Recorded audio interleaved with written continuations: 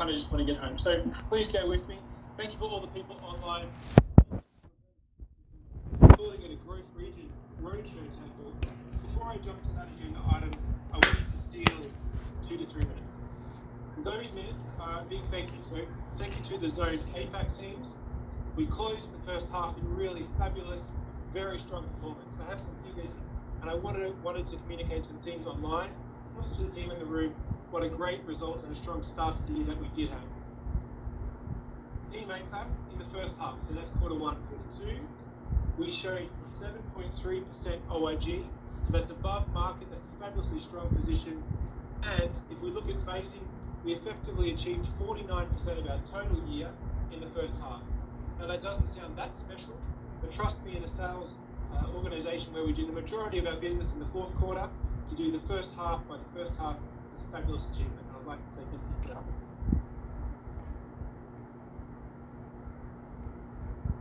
I'd also like to give a quick shout out to Service. I saw Penny in the office earlier today. Service did an order intake growth of 13.5%. Fabulous work, Service.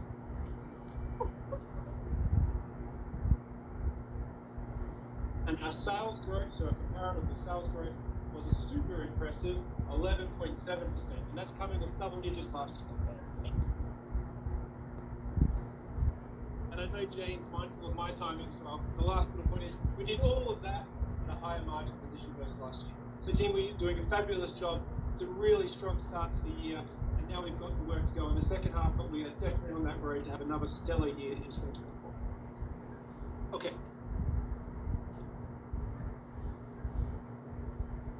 I have the clicker this time, so I'll control the slides. Why are we here today? So the objective of this call is to simply give you an update on how we are progressing. This is Zone APAC, but also growth region, the international region. How are we progressing towards the new operating model? I would like to stress that many of the people online in this room, these are actually changes that you do already know. So there's no big shocks coming along. But it is also important, and we recognise this, to increase the communication and be very transparent around the changes so everyone is on the same page. I would also like to highlight that we're doing this call at 4 o'clock Singapore time. That is quite late for some of our zones. Apologies for that. But of course, we have some international speakers from all around the world, which is a great thing. And for people that are late and maybe you want to get to dinner, this town hall is being recorded and we'll share it on Engage so you can catch up with the material later. So what's going to happen today? I'll give a brief introduction on the changes or the plan changes that we wanted to do from operating model. We have some unique speakers.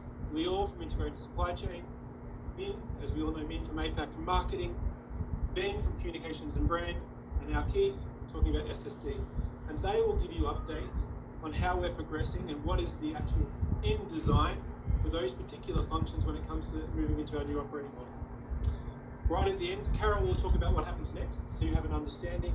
And then I'll end the presentation talking about a new program, which is all about increasing recognition, which is called OIT Champions.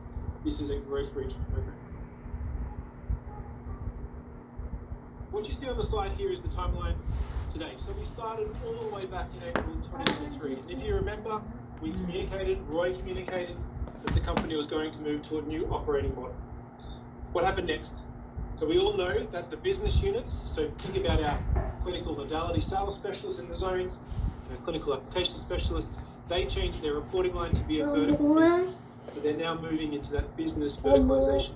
And that's occurred also in April, or a little bit later in market APAC. 하고 싶은데 너 하고 싶은 거. So what happened after that? The functional teams that you saw on the earlier slide, service, marketing, brand, and comms, these all went away to design what that future state will look like. And the objective of today is for me to show you that design, but more importantly, have those leaders explain not so much the org chart team. And I realise when I stand on such stages that we show org charts on slides, everyone gets very focused on the details. They are generic org charts, they are showing the overall design. Please come back to that activity, roles and responsibilities. This is not about reporting lines. It is about moving the organisation into an operating model which makes us more agile, which makes us more focused on the customers. For the team in Zone APAC, it's about bringing us back to execution.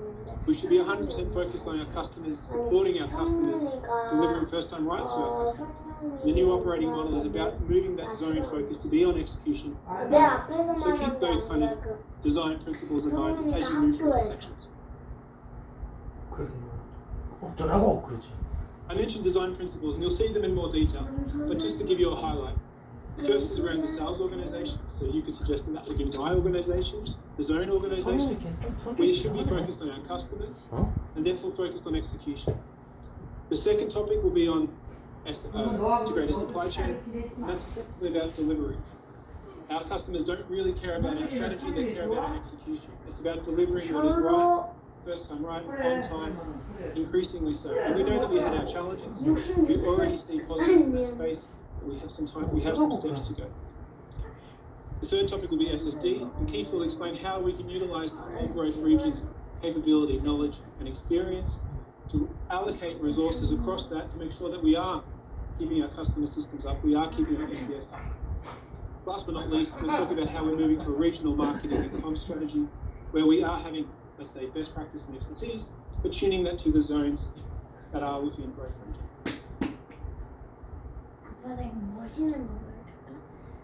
This slide, I feel, is probably the 4 key points that I want to put across. This is a huge opportunity. The operating model is about bringing us speed and agility and putting the customer at the mindset. It is about increasing the voice of growth. And trust me, when this, the voice of growth is increasing, our BAUs are now taking growth very seriously. In most cases, we are overperforming and delivering on our commitments. And you see that those roadmaps are now tuning towards us. Now, I'm very competitive. Most people know that. But I think growth is now showing itself to be a region that can deliver and consistently deliver. And that's good for us in Zone APAC. The second point is around customer.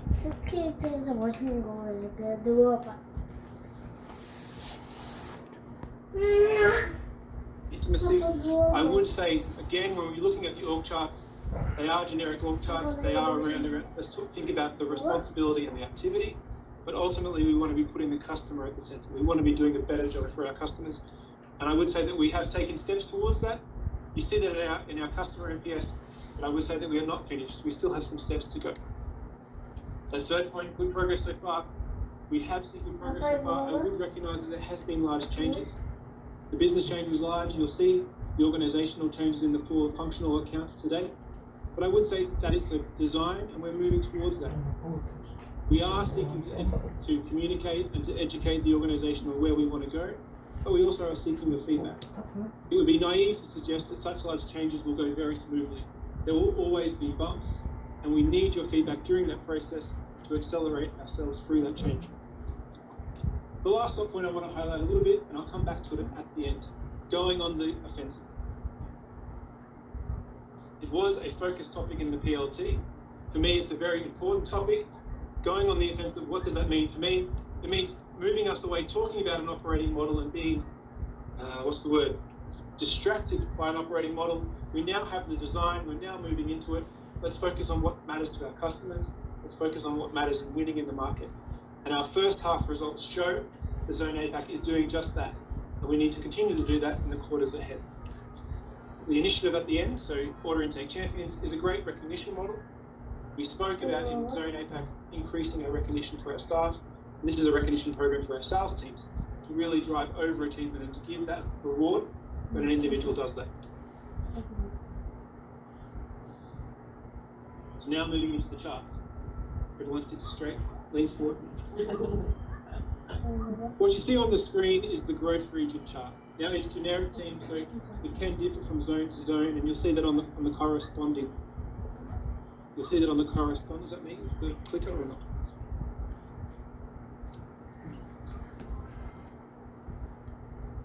You see it. So in relation to the operating model change, there is 6 zones: Zone APAC, Zone META, ISC, and LATAM. There's also Japan and our RCA. When we're talking about the operating model change, it is only applicable to APAC, META, Indian subcontinent, and LATAM.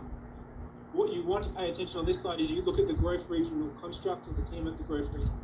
We had a head of marketing, head of comms and brands, head of service, Keith. We have the zones, so the zone leaders like myself for APAC.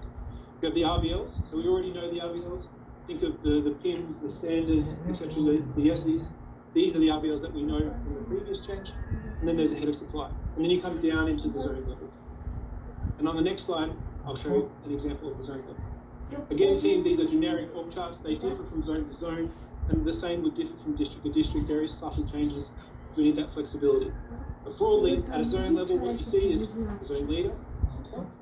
There will be a zone government affairs lead, a zone sales lead, a zone sales ops and excellence. Underneath those leaders, let's use the zone sales leader, we have our district leaders.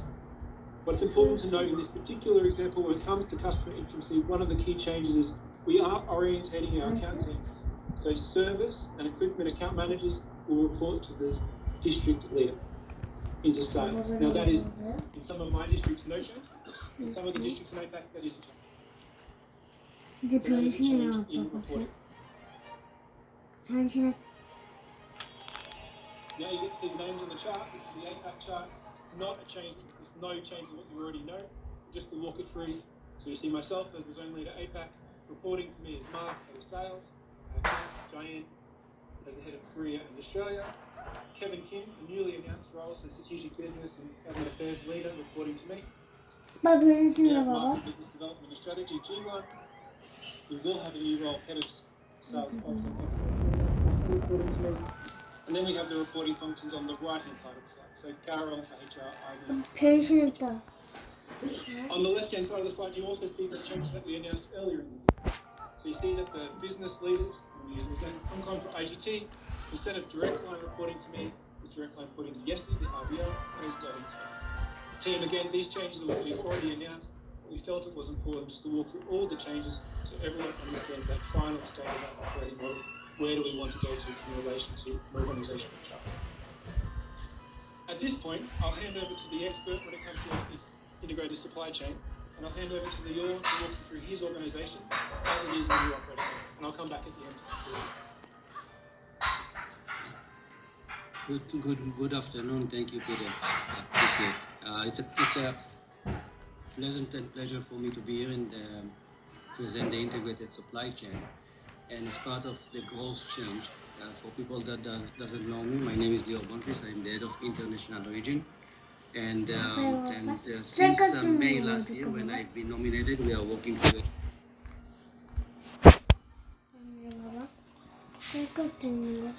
in order to ensure that we will deliver a better performance to our customers, to the supply chain. So the change that Peter has just described, in describing, is actually the change that we are doing in order to improve and deliver better performance. And if we go to the next slide, I will try to explain how we are going to do that.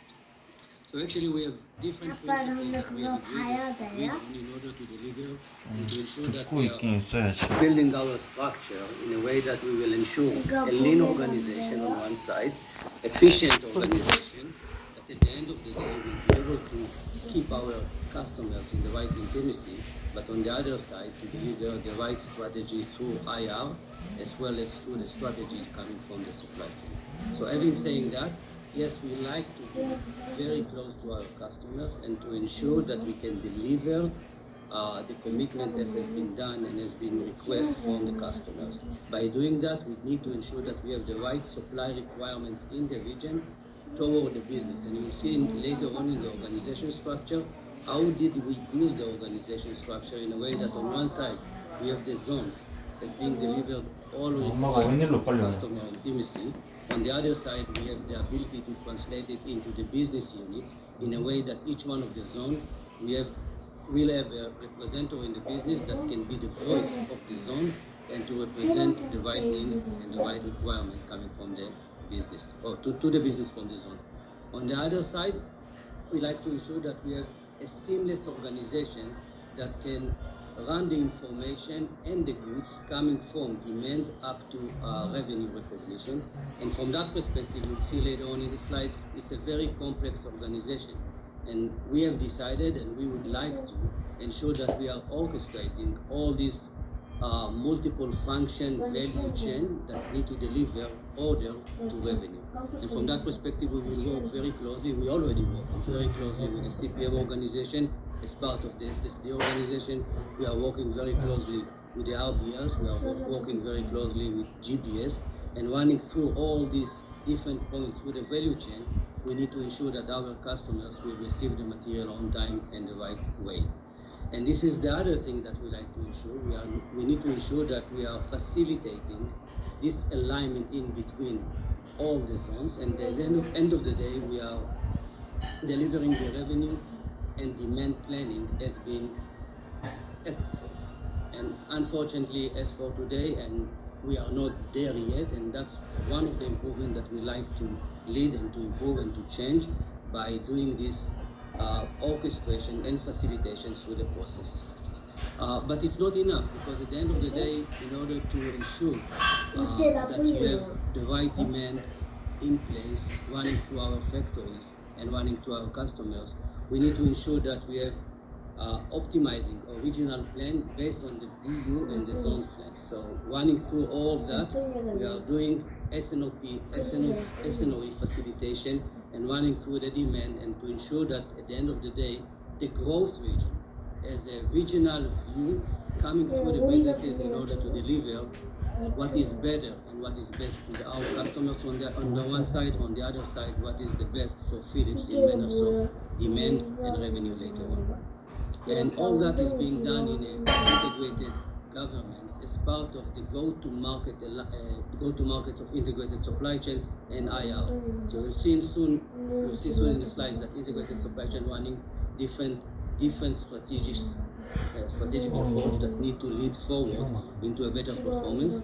On the other side, we are agile and flexible enough in order to be aligned with the IR go-to-market and to ensure that each one of our zones in the growth region capable to get the right services from our integrated supply chain to deliver the right go-to-market, is it from direct or indirect or mixed alignment. Let's go to the next slide. And the next slide is actually kind of emphasizing what I have said before. So I won't call it a supply chain. I won't call it only integrated supply chain. At the end of the day, if you look into this slide, you understand that it's a value chain. It's starting with the right planning, with the revenue forecasting, and ending at the end of the day with invoicing our customers and creating another happy customer that's using our machines. However, if you look into the details and if you go through this bottom of this slide, you can see the amount of people, of functions that being involved in this value chain. And that's exactly what we are trying to do. We are trying to improve the collaboration, to orchestrating all this long line, which including a lot of function, into a very fluent line that will deliver demand from order intake to order on end into revenues at the end of the day. And from doing that, we cannot do that alone. We have to work together with our partners on the sales organization and with the RBLs and with the finance teams, with the CPMs as well as with GBS, in order to ensure that our customers will be happy at the end of the day when we get the product.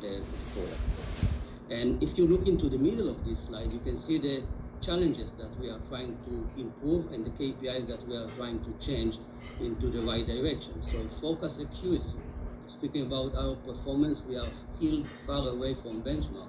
We are only on 55%. It means that 1 out of 2 orders being changed from the time it was forecasted till the time it was applying to the Z4 or the demand. It's not right, it's not good. It means that we are not stable enough in order to plan ahead our material flow, our inventory flow, etc., etc. The other area that we made improvement is order book quality. So actually we are improving our order book quality day after day, but yet we still have a lot of RDDs which are in the past or are not. We still are running changes following our Z4. And it means that factories are not capable to deliver what they committed for because we as a region changing that.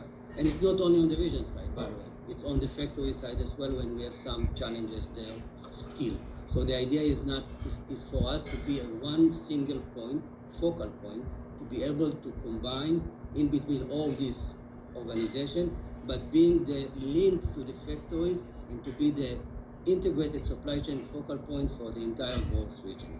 Other areas that you can see that we still have challenges is all regarding OTIF, or the ability to deliver on time in full. We have made great progress since 2 years ago. Now we are with 67%, but this is not the benchmark. We really like to ensure that at least 85% of our deliveries will be in full. And the last one that I like to emphasize is the invoicing part. If you look into this in this slide, you can see that currently from the start of installation till the time that we are invoicing, it takes us about 52 days. It means that we are 52 days from the moment that material has been arrived to the site to the moment that it's being revenue. Average supposed to be 32 days, which means that we have 20 days of material sitting on our pockets as inventory and do not cash out to Philips as a revenues. One side of us is the inventory level on the revenue side. On the other side is the customer that being delayed by 20 days to receiving his desired product. So what I'm trying to say that at the end of the day, this slide is really emphasized the fact that we have to work together. We will have to work together in order to ensure happy customer. We have integrated supply chain. We try to orchestrate all these challenging value chain, working very closely with our partners, mainly at the end of the process, during the process with GBS and CPMs, which are our partners to deliver the best performance to our customers. And how we will do that? So the next slide is the organization charter that we will try to build, and it's a very simple one. If you look into this slide, you can see that on the left side is the zone side. Means that on the top of the slide is myself as the head of international integrated supply chain. I'm placing myself as double-heading, doing the gross integrated supply chain as well.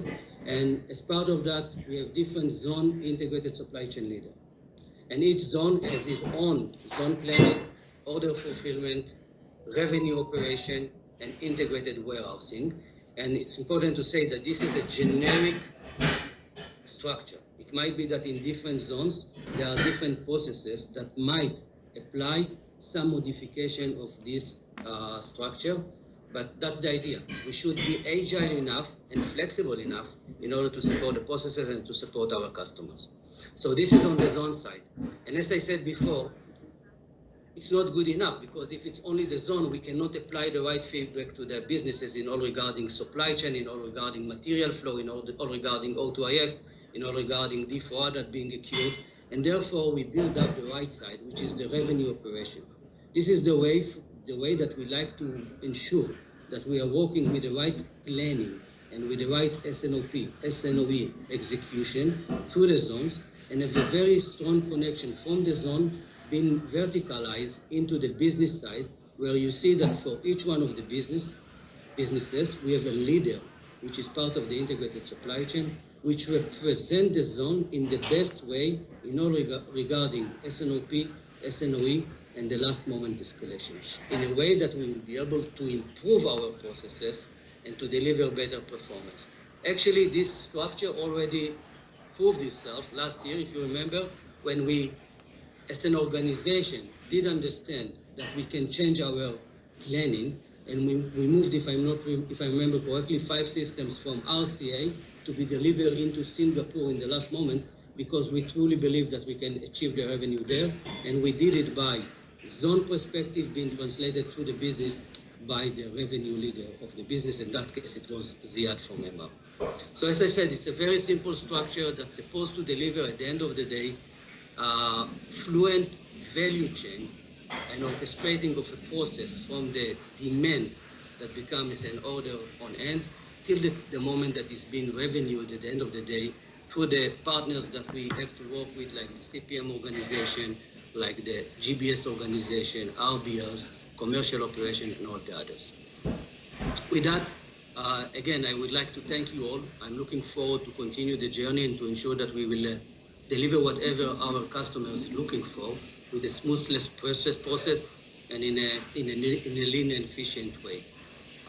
So thank you so much for the time, and in that, I'd like to hand over to me.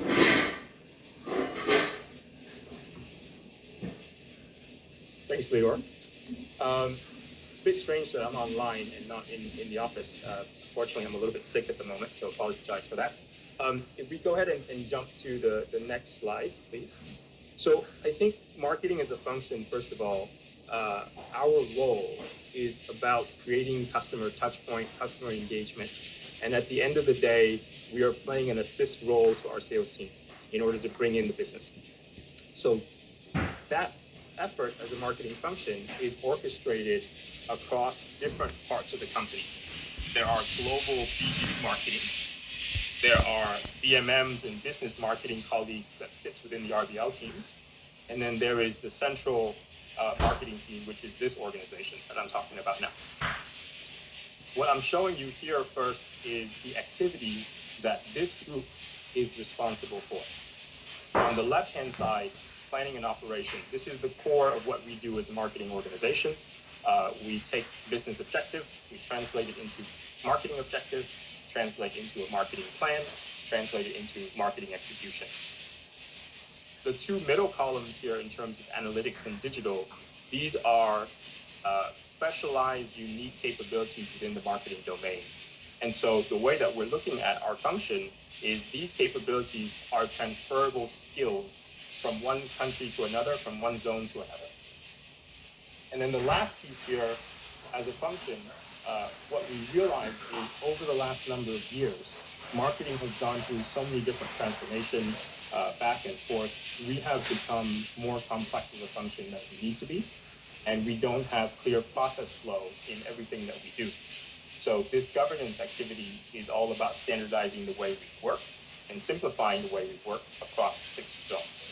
So across the screen here, these 5 different buckets are the activities that we, as a central marketing function, need to deliver on behalf of the marketing community.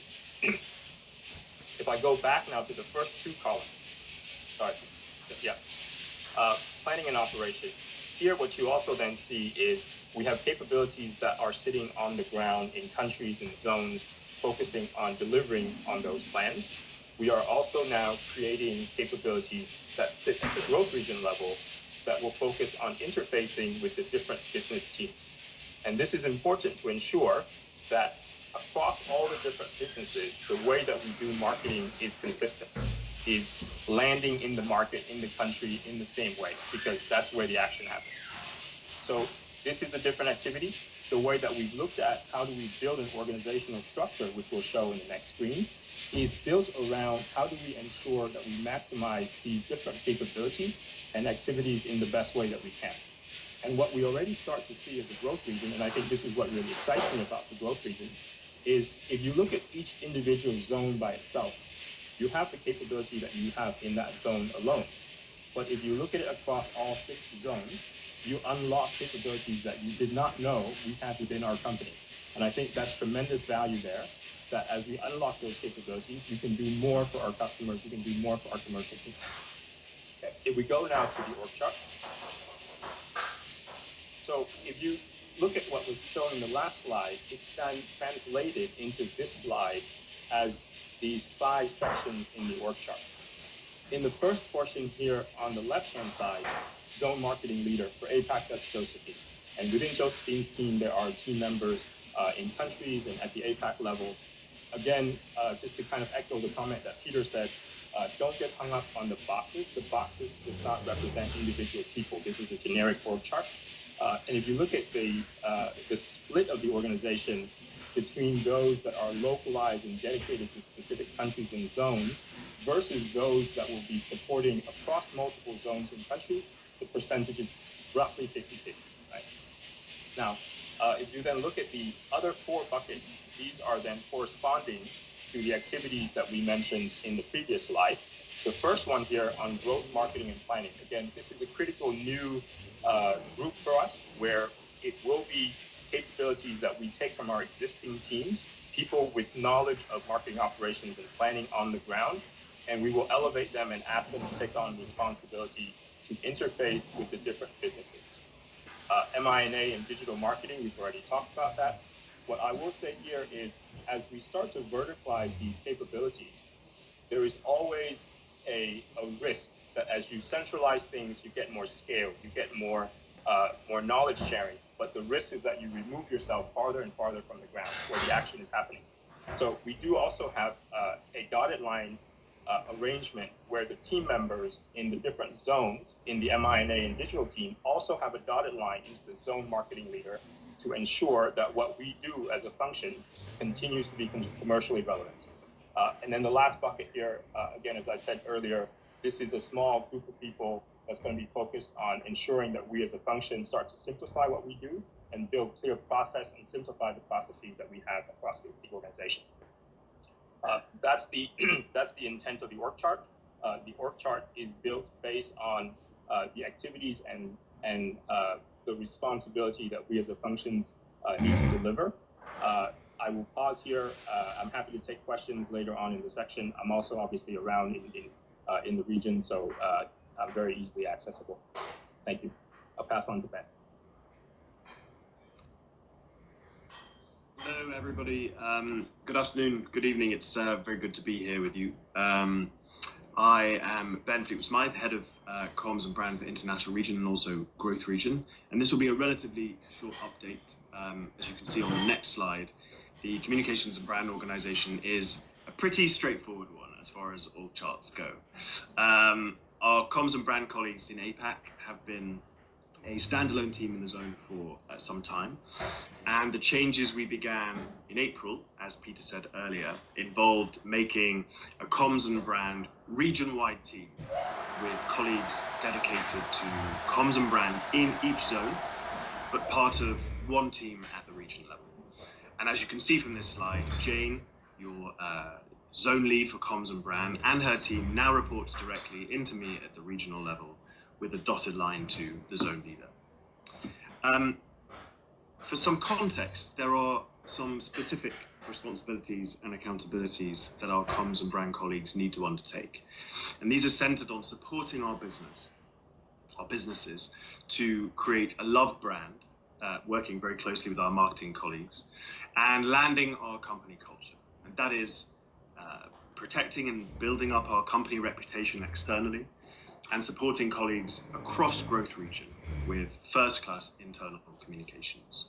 Now, both these core activities and more are best served together by working as one team with one mission, overseeing activity in the zone, part of the new Growth Region comms and brand team, and Jane now sits on the Growth Region comms and brand leadership team with the other heads of communications and brand from each zone, and also for us to be connected to the comms and brand global function.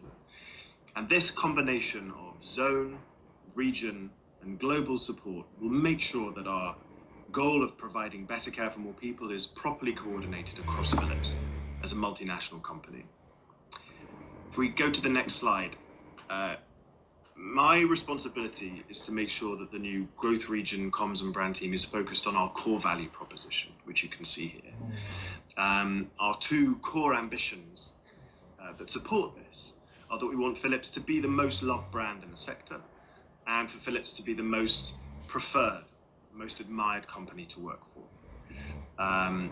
This is underscored by a framework which is founded on operational excellence, on world-class capability and engagement, and industry-leading proactive reputation management. And these foundational pillars are shared across our region to drive consistency, so we are supporting our businesses and presenting one face to our customers, and also to drive simplicity in all our activity, to make it as straightforward for you and for our thousands of other colleagues across the Growth Region. That's that from me. As Min said, we'll be here to take questions if you have any at the end. I now will hand over to Keith. Thank you very much, Ben, and good afternoon, kind of early evening to some of you. I'm delighted to be here. Like Peter, before I jump into the presentation, I just want to take a moment to thank in particular the service team for the end of Q2. I was involved in some of the late installations and moving mountains yet again to make sure we saw some revenue at the end of Q2. So a big thank you to all the, particularly FSEs and CPMs, for making that happen, as you always do every quarter. So, following on from the other presentations, if we skip to the next slide, please. over the last 6 months, we've been formulating some plans around, how do we envisage or how do we actually attain the future of service? And what I'm about to show you over the next few minutes is what we're doing is laying the foundation for the future. So this will be within service a multi-year journey, but we need to standardize and then improve our level of service so we are differentiating ourselves in the market from our competitors through our service. I mean, time and time again, when I go and visit customers, we have some amazing products, and we will continue to innovate and have some brilliant products, but I can't tell you how many times I've been told we continue to purchase Philips because of the service we receive. All right, so we need to ensure we continue that. Our competitors are modernizing the way they deliver service, and we need to, in some aspects, quite frankly, catch up, but also leapfrog what they're doing. And what I'm going to show you soon is about laying that foundation to enable us to do that. And as you consider as well, from a SNSD organization, that team probably spend more time with customers than anyone else within Philips. So it's important that time we spend with customers is meaningful time. We give you tools, systems, and things to ensure that you can be as efficient as possible and spend more time with those customers. So I'm going to talk through 4 pillars here. Before I do that, the bit at the bottom is probably the most important, or is the most important, okay? Within SNSD, our offering is you. It's the people, You deliver the service. You make sure the implementations happen. You pick up the phone. You do the contract renewals. So, our employee engagement is absolutely super critical, and you're going to see more coming from the SNSD growth region, particularly around training, development, career paths, so on and so forth. So we're going to up our engagement in this space because it's absolutely critically important, not just for internal people, but also our partners. Right? We need to enable our partners far more than we have to date as well. Closely followed by our teams is our customer experience, the first pillar here. So it's incredibly important that we drive improved customer experience. I'm proud to see in APAC, I think June was the highest NPS ever for service. I think it was 86%. So a big congratulations to the service team in APAC. It's fantastic. But our customers want more than just that. They want us to be proactive and predictive in the way we deliver service. Again, when you go and visit a customer, as many of you do, the most important thing for them is uptime. Everyone knows we will have issues, things do break, but it's how can we try and predict that more than we do today? And when something does have an issue, how can we react super quick? All right, so it's about driving that customer experience. Delivery excellence. This is around, how at a growth level can we take some of the best practices that exist across all the zones? And I can tell you, we've been looking at that already. There's excellence in all zones, but quite often it's different. All right, so how do we standardize the way we deliver service?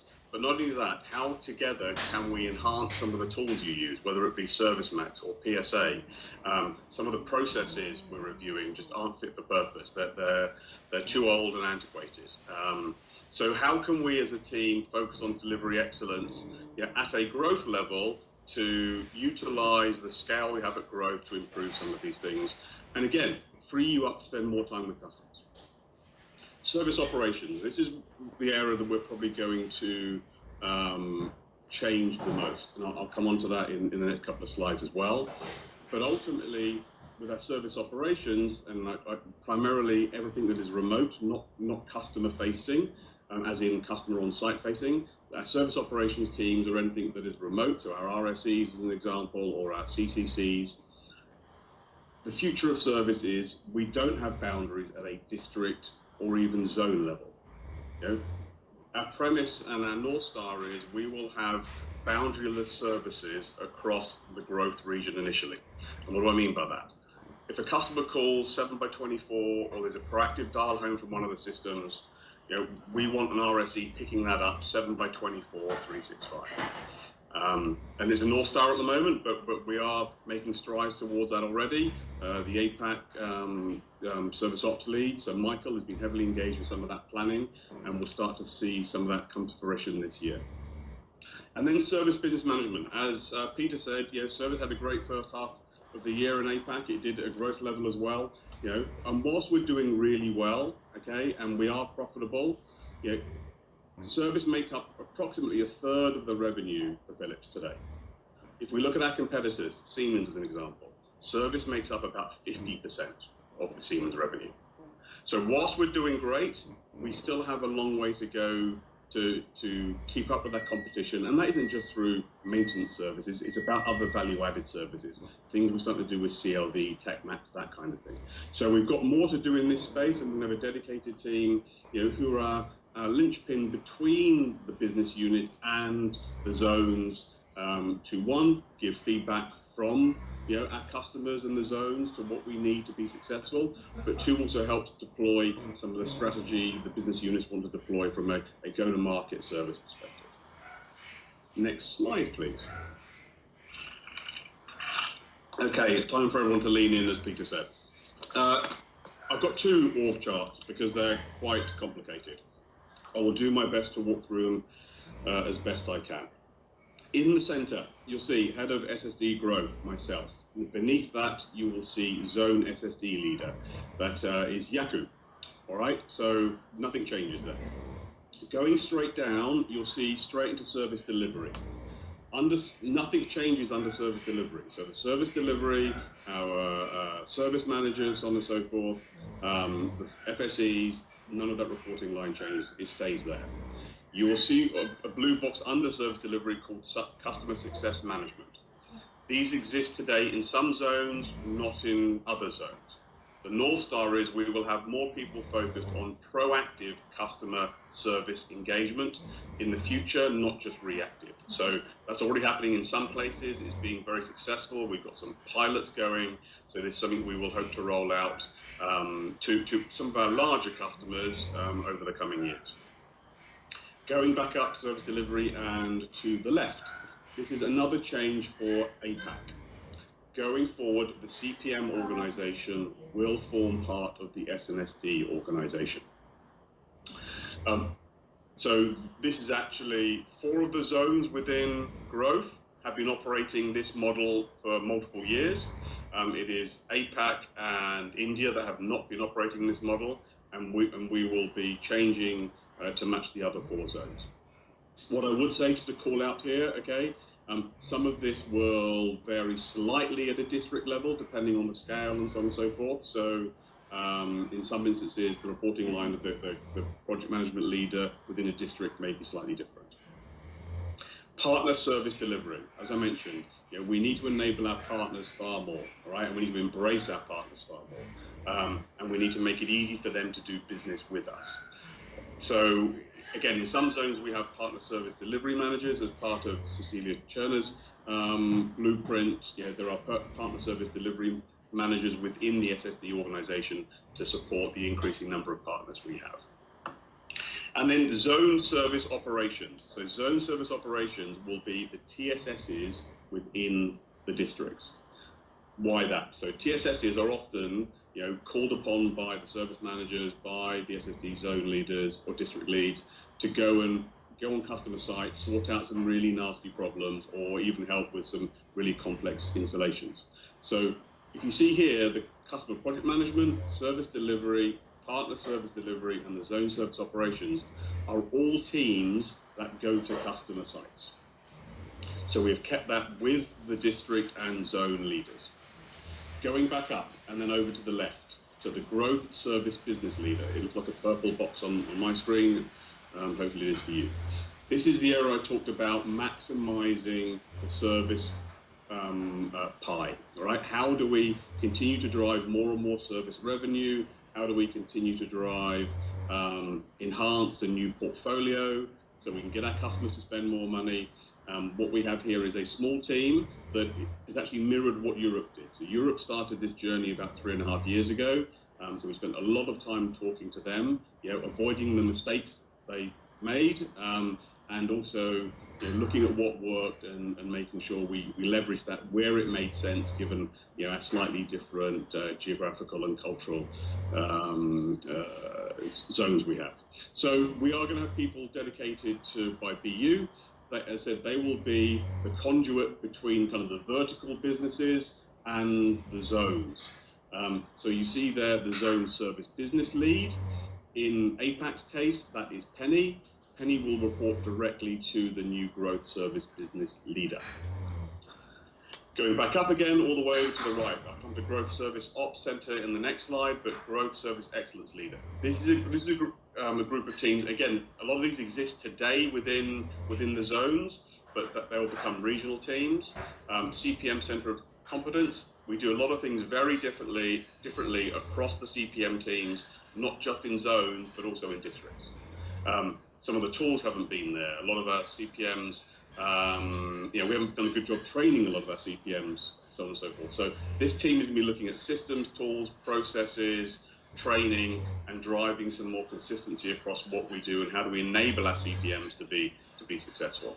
Strategic Workforce Office, this is where two areas. One, how do we bring on ASPs and how do we keep them compliant, training? When is it best to use an ASP or where is it best to use our own direct resources? So, you've heard me talk about spending time with customers. If I can outsource more of the lower level work and enable our FSEs to spend more time with customers, that's what we're going to do. All right. Program management transformation. This is a small group of program managers that exist again already in the various zones. When we have a new Service Max release, there is no one now doing that formal roll-up because that team were taken away. It's been very painful, and we've got a lot of transformation to go through over the next 2 to 3 years. So that team is going to help us with some of that change management and transformation. And customer experience, we've got various customer experience people who do a great job across nearly all the zones. They will form a regional team and work cross-boundary, cross-zone. Deep breath. Okay, next slide, please. Growth Services Ops Center Leader. So you'll see there, all right? So this is one of the bigger changes. And we split this team into two, East and West, purely because of time zones. Okay, so I'm giving East as an example, APAC and ISC, which is India subcontinent. It's not integrated supply chain for anyone asks. We will be lifting and shifting all our remote support organizations and our CCCs to a regional level, all right? What does that mean? People stay where they are, located where they are. We have some very unique language requirements. We have some very unique cultural requirements, so on and so forth. But these teams will now form part of the Growth Services Operations organization. As I said earlier on, the North Star is an FSE or an RSE in Australia can be supporting a customer in Latin America.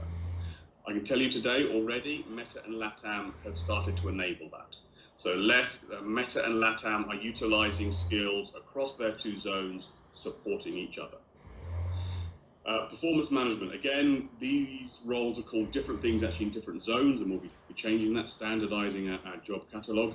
But modality performance managers and like T2, T3 support will also be at a regional level supporting cross-zone.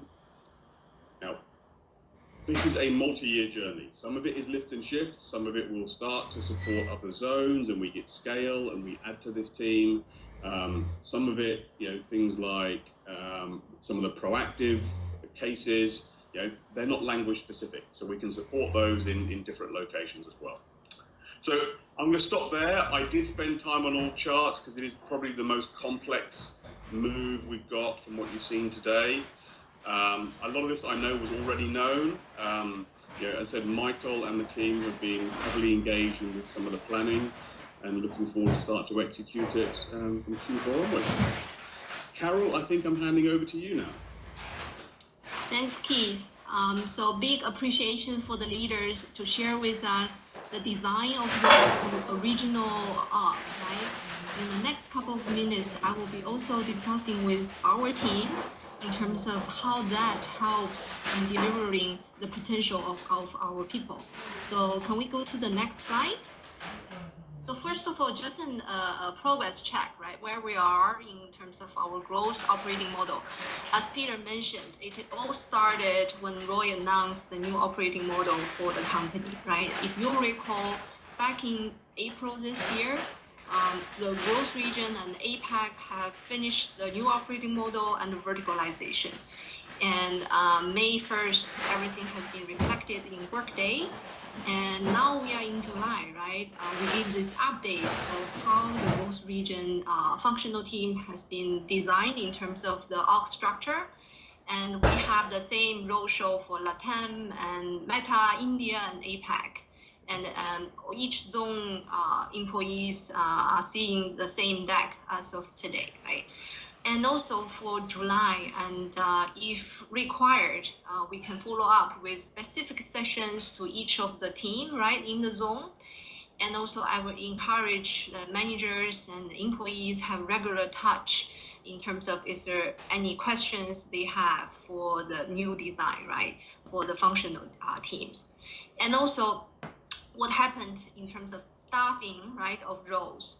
Already started in July, right, and August, September. Newly created roles in those org charts will be posted for sure internally, and we want to really ensure the visibility and the transparent of the process of hiring, right?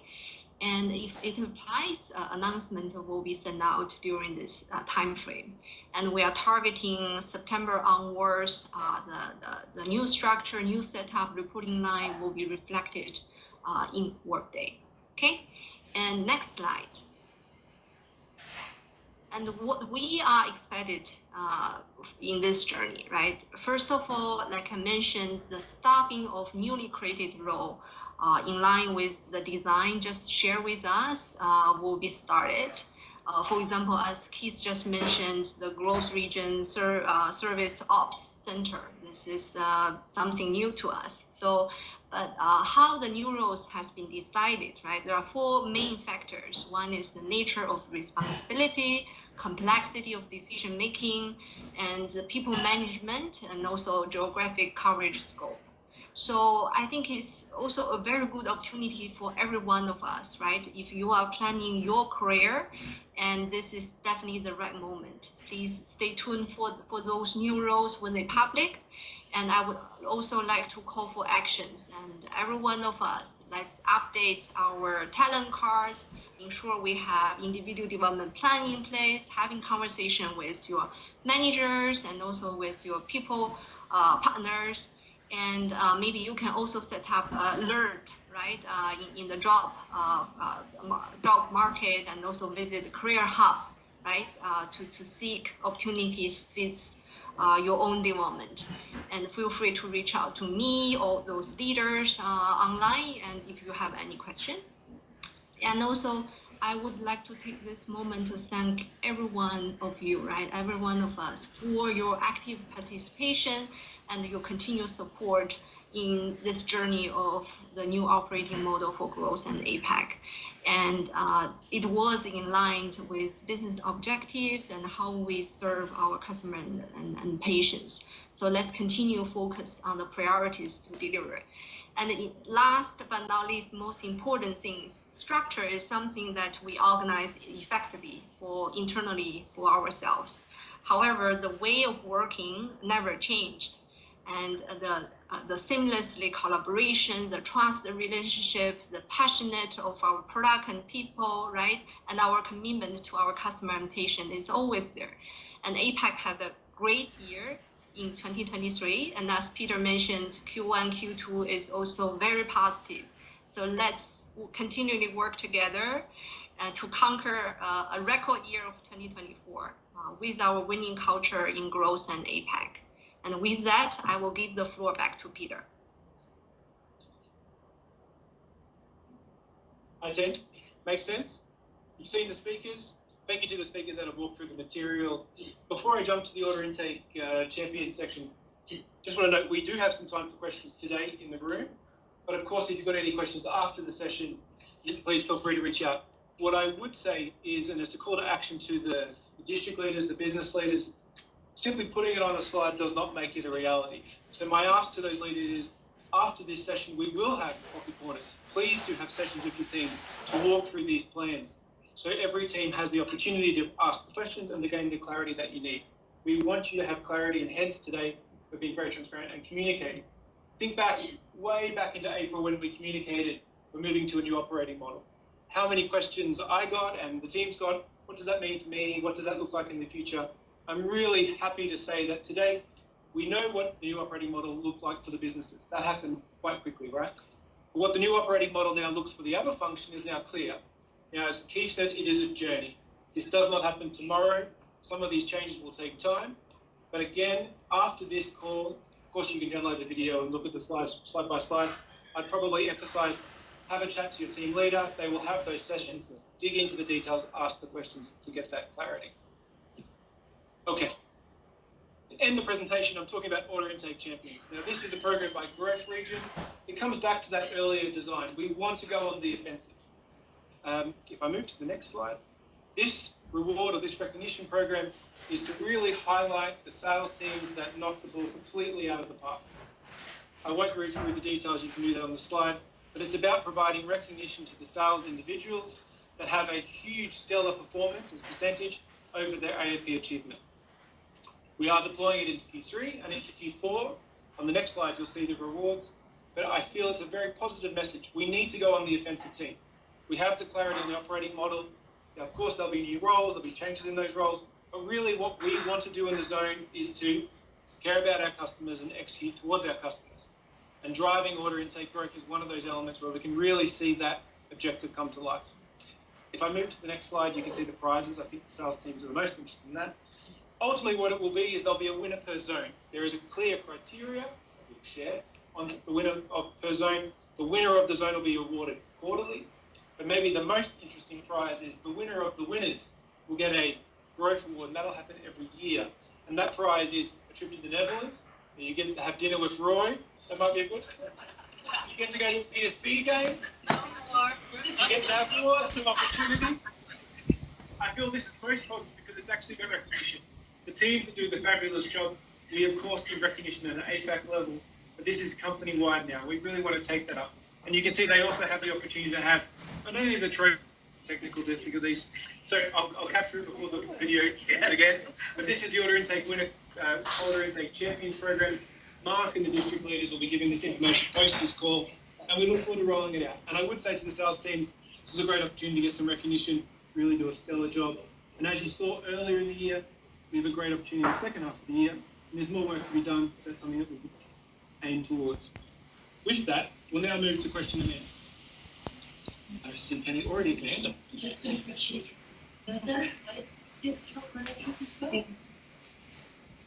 I would say yes, but let's clarify that. I would say order intake is order intake.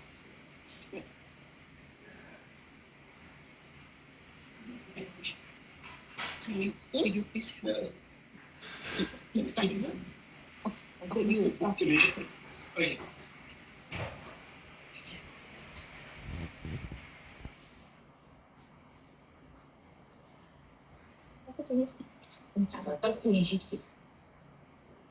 Right. Thank you, Peter, and all presenters. Yeah, we're going to the Q&A. It's been an insightful session, and I think thanks for all presenters for adding clarity to our regional structures. So we have organized this session to update you about the growth region group and zone structures and how we're now all set up to unlock the potential and push for excellent execution. And now is the chance for every one of us here to ask questions. So please raise any questions you have. It's good to see so many people here in the room and also a lot of virtual audience joining us. And the best way to field questions today is via our Q&A chat section of the Teams. So please click the Q&A icon and type in your questions. And for, of course, colleagues in the room, feel free to raise your hand, and share your questions with us. Right, so maybe we take questions from the room first. Any questions?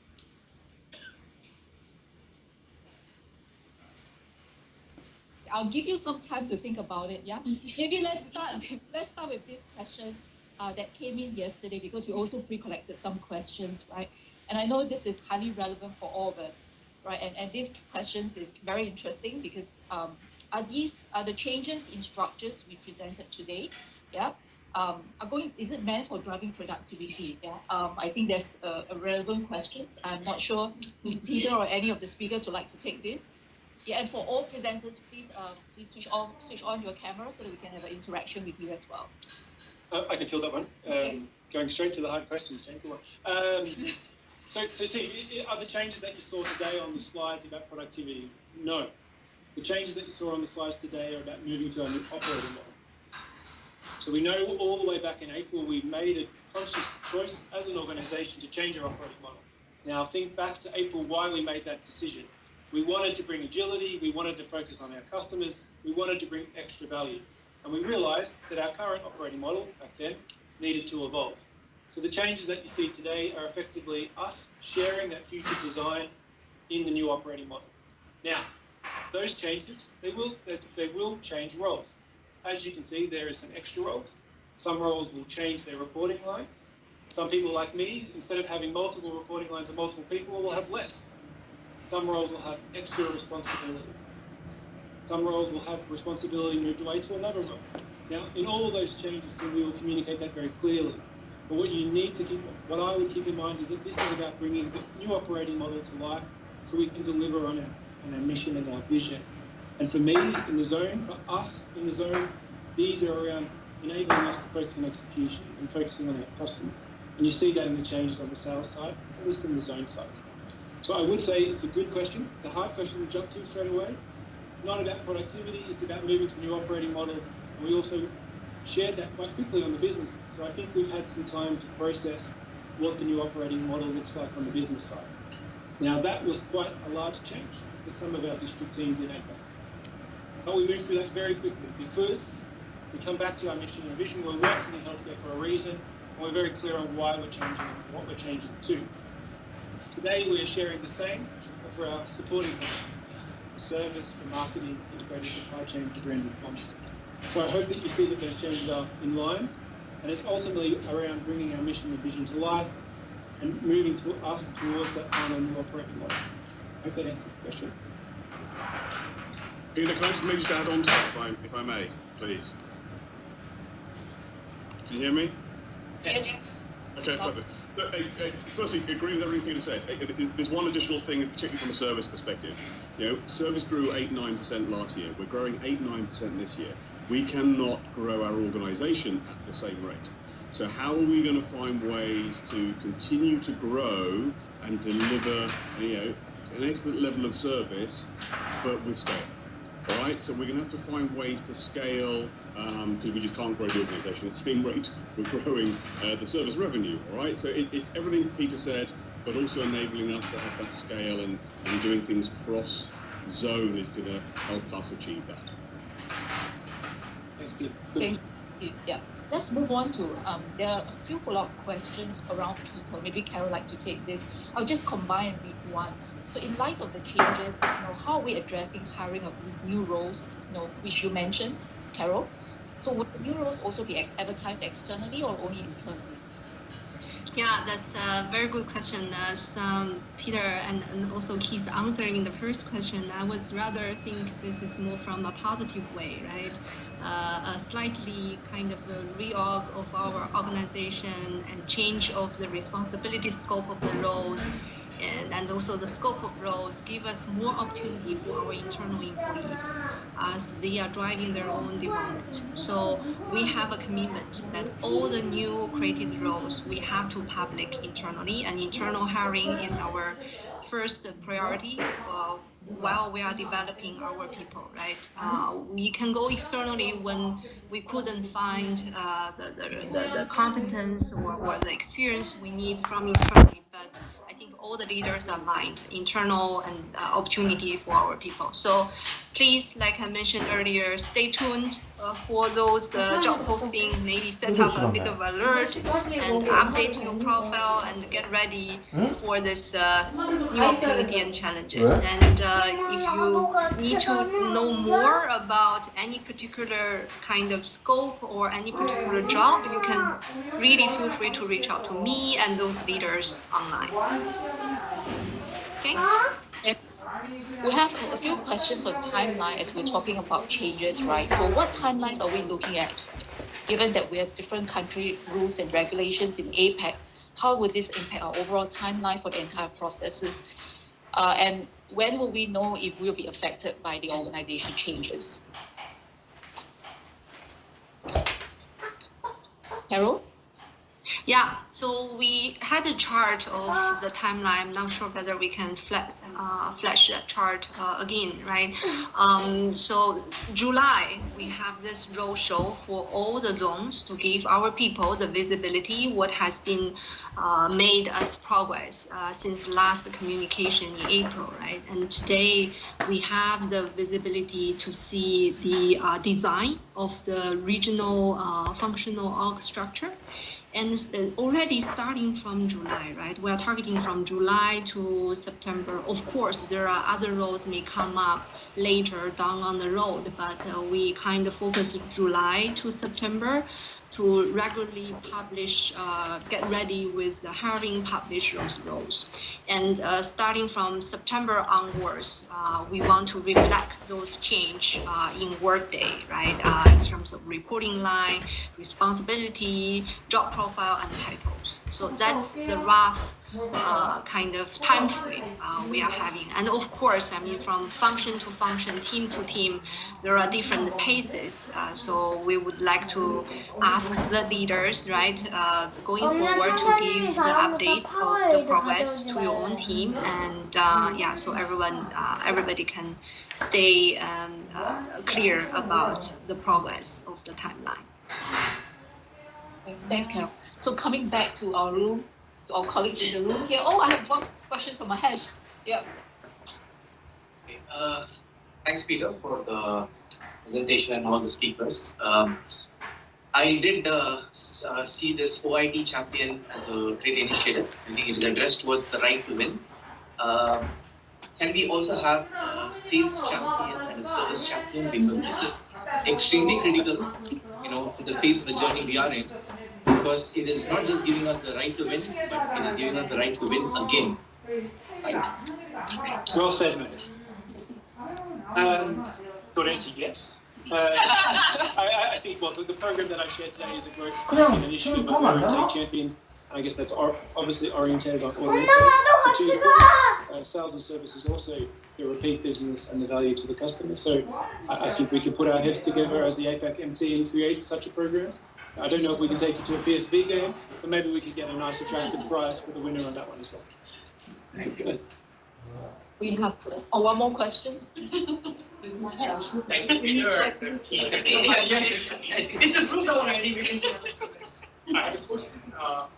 The line of sight for 2024 for the annual incentive, is it going to be APAC or is it going to be both regions? Cool question. So maybe for the people online, Durham asked, what could we clarify and confirm what the line of sight would be for 2024, correct? Yeah. I might then defer to Carol. Can you give us the confirmation on the line of sights? Yeah, so this is also a hot topic when we started communicating the new operating model back in April, right? So just a confirmation to the team, right? Regardless, the verticalization happened in the middle of the year in April and May.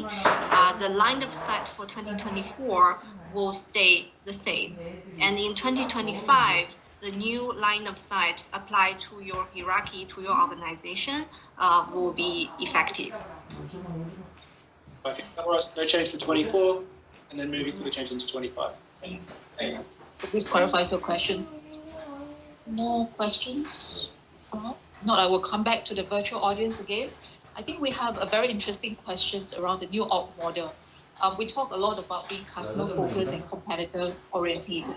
So how, maybe from all leaders here, how do you think the new org model will really shape us, and our new organization will really shape us to move towards that direction? Oh, can I go first? Sure. So I think from the zone perspective, the new operating model for me is simplification. So the zones are orientated on customers. Now that could be service or equipment. Ultimately, it is our customers. And we have a very clear voice towards the businesses. I've worked in Philips for many years, and growth, APAC has rarely been at the top of the ladder in terms of driving the decisions of the BAU from a roadmap perspective or from an allocation perspective or even from a KOL engagement perspective. I can say confidently that has changed in the new model, and that's from a growth perspective. So for me in the zone, it's about enabling our sales teams, equipment and service to be fully oriented on our customers with a very clear voice to growth and then growth to the BAUs. and we then have very clear owners on the functional sides and the business sides. And that, to me, I hope, will bring that agility that we'll see. That's at least my personal perspective. Interested in, I'm going to hand to Keith or Min or Ben from a... I can jump first.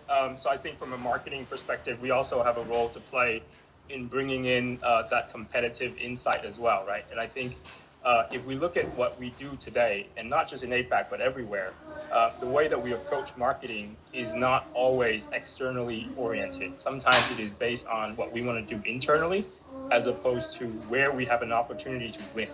And I think if we look through the insights of where our competitors are, where we have strength to win, where we have positions, where we have shared positions that we can leverage, I think if we take this view into account as part of our planning process that's coming up, we can be much more efficient in the way that we do marketing. We can stretch our dollars and we can get a lot more value, commercial value out of the marketing work that we do. And this is something that we'll bring forward as part of the new model.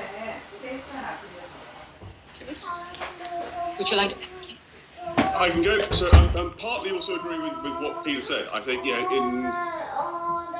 as a growth region, we are definitely getting more airtime with not just the businesses, but also the finance teams, also Edwin, and things like portfolio changes and getting investment dollars to improve some of the tools and systems. Because SNSD probably use more systems and tools than any other function within the organisation. So whether that be ServiceMax, whether that be PSA, whether it be the knowledge-based management, so we're getting more of a voice now to get those investment dollars to help us at a growth level, which is fantastic. So I totally agree with what Peter said. But what I said in my presentation as well is, it's important that we modernise how we deliver service. Yeah, and that isn't just through organizational charts and all that kind of stuff. It is a lot of work that's going to go on around processes, systems. We're working with the BUs today to build in more serviceability into the products to enable us to be more efficient in the future. So literally, for the first time I've seen in Philips, they're really working hand in hand with us, trying to understand our needs, requirements for future product sets. So I think it's great. Yeah, and if we can make you more efficient, you can spend more time with customers. Yeah, that's what it's about as well.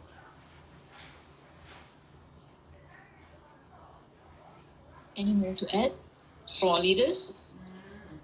I think that I would reiterate both with what Min and Keith and Peter have said. I think the Edwin often refers to us being called growth region for a reason, for a very good one, in the sense that our geographical area is where growth is, and we're not the only company to realize that, right? Our competitors understand that too. So I think that these changes that we're making that bring our talents and skills and competencies from all of our zones into these regional teams really are setting us up to be a strong and incredibly capable force on the commercial landscape across our geographical spread, and it's a huge spread, right? And I think that is one of the best things about what we're doing right now, to setting ourselves up for great future success. Thank you. Thank you, everyone. I think we are running out of time, so maybe we can close here. Yeah, we certainly covered a lot of ground today. And thank you, Peter, Leo, Min, Ben, and Keith for all, and also Carol for all your insights.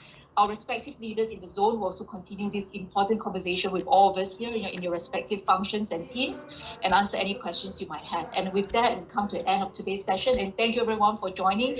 Thanks for the great engagement and participation. And yeah, thanks for joining. Yeah.